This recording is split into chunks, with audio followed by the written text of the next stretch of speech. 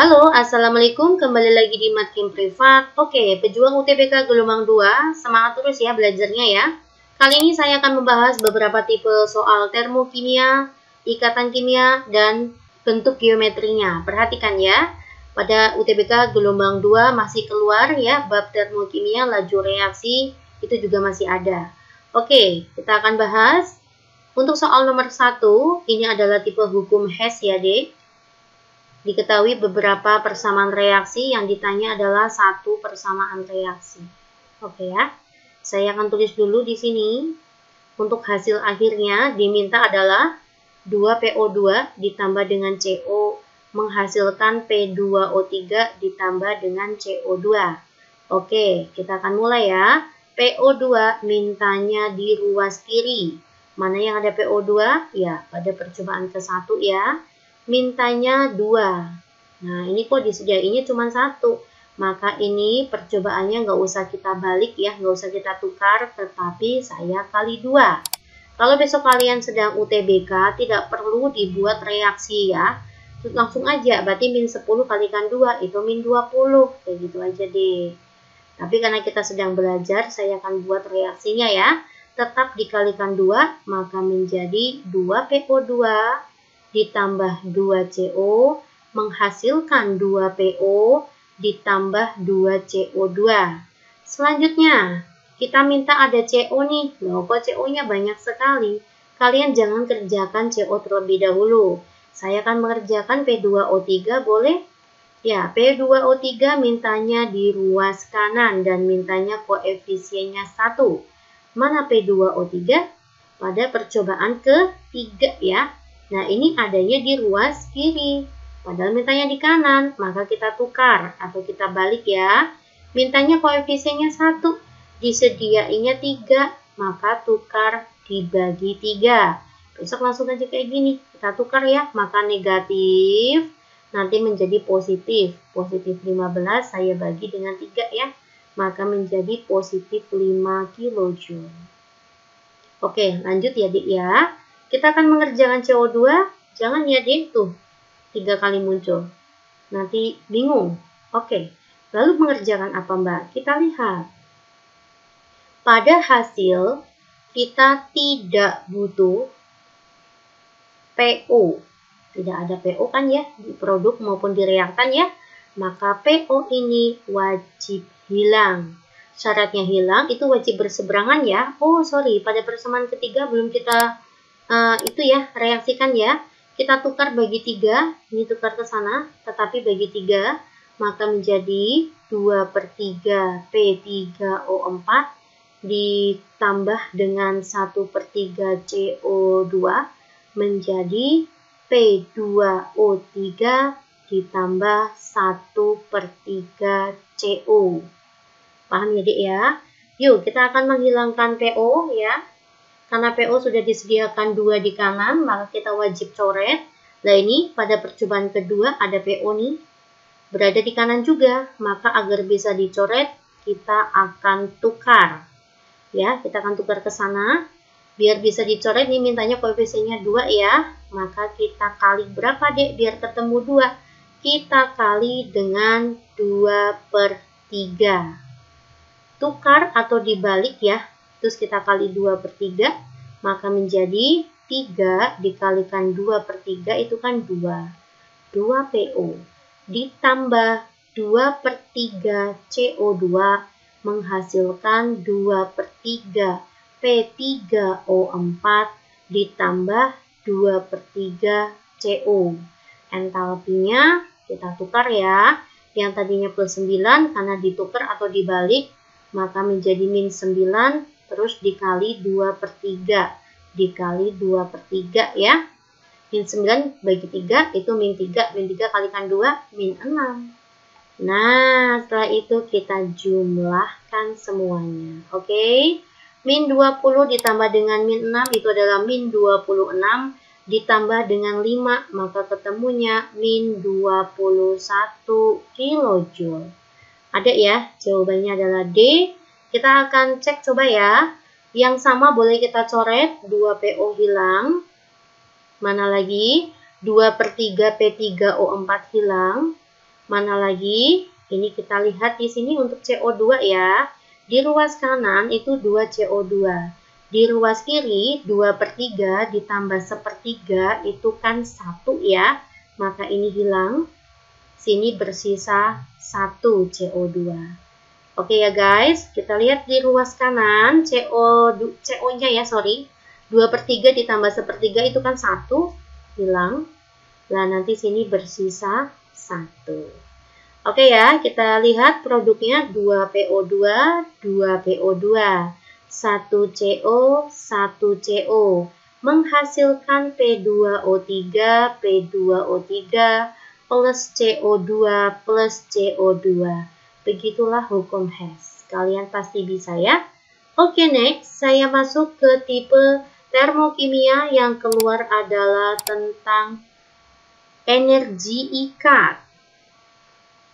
Oke ya dek, jika diketahui masing-masing energi ikat, maka nanti entalpinya itu rumusnya adalah jumlah energi ikat kiri dikurangi dengan kanan. Oke, langkahnya kita akan buat rumus bangunnya dulu ya. Ya, untuk rumus bangun ini, reaksi ini. Ya, ada N2O4. N2O4 itu dinamakan dengan dinitrogen tetraoksida ya. Ini adalah dinitrogen tetraoksida. Nah, rumus Lewisnya seperti apa? Rumus Lewisnya adalah seperti ini. Ada unsur N, sini ada N. Nah, ini seperti ini ya, Dek. Nah, saya kurangi dengan, kan kiri kurangi kanan ya. Ini adalah kirinya. Di sini adalah kanan. Saya kurangi dengan NO2. 2 dikalikan NO2. NO. Rumus Lewis untuk nitrogen dioksida itu adalah seperti ini. Nah, oke ya guys. Jika entalpi reaksi di atas adalah 160 kJ per mol, ya, entalpinya adalah positif 160 kJ per mol ya. Pertanyaannya, berapakah energi ikatan N tunggal N? Oke, kita akan buat terlebih dahulu seperti ini deh. Ini ada NO, ini ada NO, ya maka nanti 2NO ditambah dengan NO rangkap ya, ditambah dengan 2NO, ditambah dengan N tunggal N. Ya, dikurangi, ini kan NO rangkapnya ada 2. Oke, 2 kali NO ditambah, ini NO tunggalnya ya, ada 2 juga. 2NO sama dengan 160. Apakah ada yang sama? Kita boleh coret yang sama ya. Ini coret, ini coret. Siapa lagi? Ini coret ya dek. Ini juga dicoret aja. Oke, kan hilang ya, begitu ya. Maka bersisa N tunggal N. Maka N tunggal N nilainya adalah 160 kJ per mol. Paham ya dek ya? Jawabannya adalah C. Ya, kita lanjut ya ke soal nomor 3. Ini tentang ikatan ya, dan nanti bentuk geometrinya. Oke. Nomor atom Be, O, dan S berturut-turut adalah 4, 8, 16. Ini hanya untuk membantu kalian ya, menentukan dia golongan berapa. Nah, ini berarti golongan 2. Lalu ada O8 ya, kan 2,6, maka golongan 6. S itu 16 ya, maka 286, maka dia adalah golongan 6. Senyawa yang dapat berikatan hidrogen. Kita harus tahu dulu apa itu ikatan hidrogen. Ikatan hidrogen adalah ikatan antara atom H dengan F atau O atau N, tetapi antar senyawa. Ya, berarti manakah di antara senyawa berikut yang bisa memiliki ikatan hidrogen? Yo, jawabannya adalah H2O. Begini ikatan hidrogennya. Kurang lebihnya seperti ini ya. Begini. Nah, ini antar senyawa. Inilah yang disebut ikatan hidrogen. H ketemu O. Gitu ya. Paham ya? Oke, maka jawabannya adalah hanya 2 saja. Next, kita masuk ke soal nomor 4. Senyawa yang bersifat polar. Apa itu ciri-cirinya polar? Yang pertama, biasanya, ini hanya biasanya ya, biasanya di inti ada PEB. Selain itu, dia berbentuk asimetris. Ya. Tidak semua bentuk geometri yang ada PEB-nya tuh bersifat polar loh. Ada juga yang ada PEB-nya tuh bersifat non-polar. Siapa saja? Saya kasih contoh ya. Ada AX4E, ada AX2E3, ada AX4E2. Ini semua ada PEB-nya kan? Nah, semua yang ada PEB-nya tuh sifatnya polar, kecuali 3 ini deh, hati-hati besok. Ya, karena AX4E itu bentuknya adalah non-polar ya, ini bidang 4. Bidang 4 datar, itu bentuknya simetris, ya, dia adalah non-polar. Lalu ada AX2E3, ini adalah linier ini, bentuknya linier, ini juga non-polar. Begitu ya guys. Ada X4E2, ini adalah segi 4. Segi 4 datar ya, segi 4 datar. Nah, ini bentuknya juga simetris, maka dia adalah non-polar. Oke ya, pada umumnya yang punya PEB itu sifatnya polar. Kecuali 3 ini nih. Ya, hati-hati ya.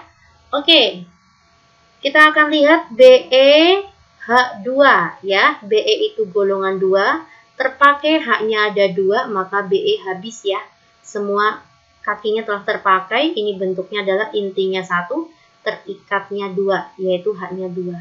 AX2 itu tidak ada PEB, karena tidak ada PEB itu otomatis non-polar, bentuknya linier. Oke ya guys. Selanjutnya ada H2O, di sini intinya siapa? Oksigen. Inti itu selalu 1, terikat oleh H-nya ada 2, begitu guys. Cara cepatnya, oksigen itu golongan 6 ya, terikat H-nya ada 2, jadi mengikat 2 kaki untuk H, maka oksigennya sisa 4 elektron. 4 elektron itu artinya 2 PEB. Ya, ini 1 PEB, ini 1 PEB. Maka H2O itu bentuk geometrinya AX2E2. Terikatnya ada 2, bebasnya 2 pasang. Ini adalah bentuk bengkok ya. Ini sifatnya polar. Ada PEB-nya polar. Kecuali ini. Hati-hati ya, kecuali 3 ini. Oke ya guys, selanjutnya saya akan masuk ke H2S. Pada H2S itu hampir mirip ya dengan H2O ya.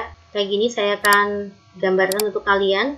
S mengikat H-nya ada 2, H kan golongan 1 ya. S itu golongan 6, 1, 2, 3, 4, 5, 6 ya. Intinya 1, terikatnya ada 2 yaitu H-nya. PEB-nya 2 pasang nih. 1, 2, begitu guys. AX2E2, ini bentuk bengkok lagi ya. Oke, maka yang polar ada 2. Nomor 2 dan 3. Pasti kalian bisa. Jawabannya adalah B. Yuk lanjut, kita masuk ke soal berikutnya. Soal berapa ya? Kita masuk ke soal nomor 5. Senyawa yang bersifat polar, ya. BeCl2, saya langsung aja ya dek. BeCl2, Be itu golongan 2, terpakai Cl-nya ada 2, maka habis. Bentuknya adalah AX2, tidak ada PEB, maka pasti non-polar. Selanjutnya OCl2, O itu golongan 6, terpakai Cl-nya ada 2. Sisanya 4 elektron, artinya 2 PEB.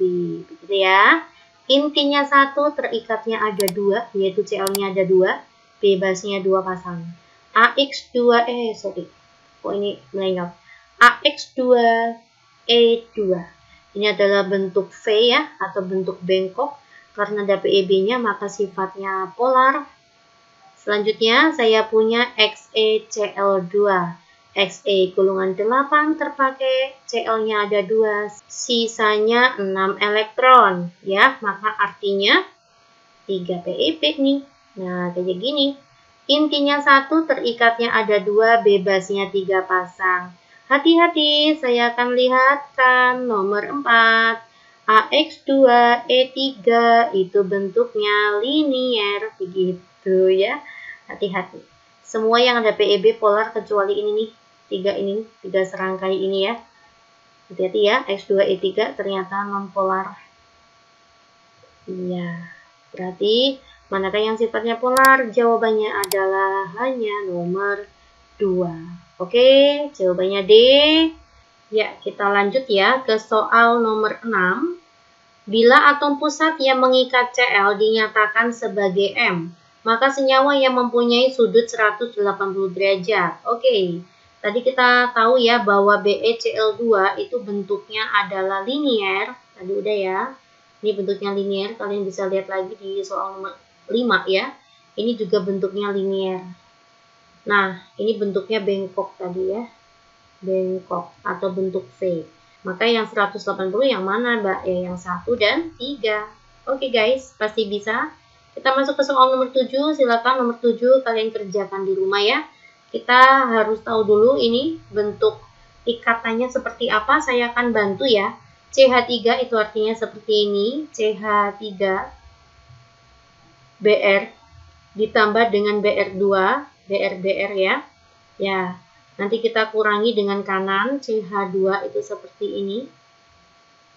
Ada BR2, BR sama BR ya, ditambah dengan HBr. Ya, hasilnya itu berapa, Dek? Oh, ditanya entalpinya ya. Berarti tanya entalpi totalnya. Silakan, tinggal nanti kiri kurangi kanan, silakan kalian kerjakan ya. Oke, semoga UTBK kalian berjalan lancar. Assalamualaikum.